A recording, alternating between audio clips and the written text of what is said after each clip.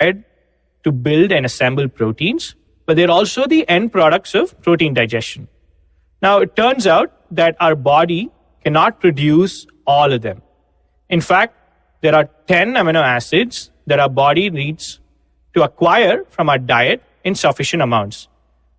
They are therefore termed as essential amino acids. Now, the remaining 10 are termed as non-essential amino acids, and it turns out that our body can produce them in sufficient amounts. It is known that at neutral pH, the amino group, which is basic, and the carboxylic acid group, which is acidic, like to accept a proton or donate a proton, respectively.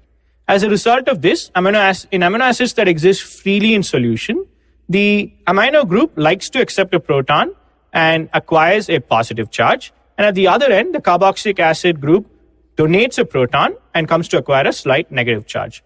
Now, this form of the amino acid where the net charge is still zero or neutral, but there are opposing positive and negative charges on the same molecule is known as the Zwitter ionic form of the amino acid.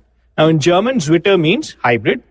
And so this is where the word comes from.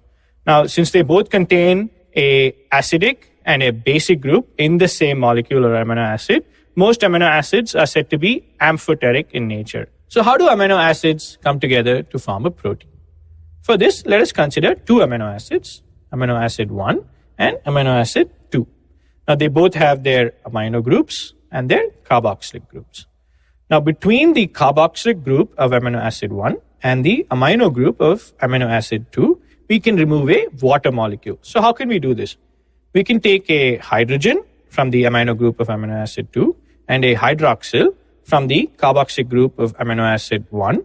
And together, when they're eliminated, they form a water molecule.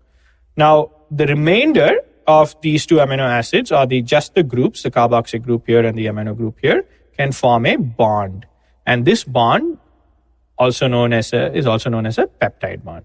Now, the bond is formed between the carboxylic and the amino group, so it's a CONH bond. Now, because it involves the removal of a water molecule, this sort of a reaction is also known as a condensation reaction. Now, this condensation reaction or peptide bond formation can happen end to end, leading to a formation of a long chain. It can happen between amino acid pairs 1 and 2, amino acid pairs 2 and 3, 3 and 4, and so on.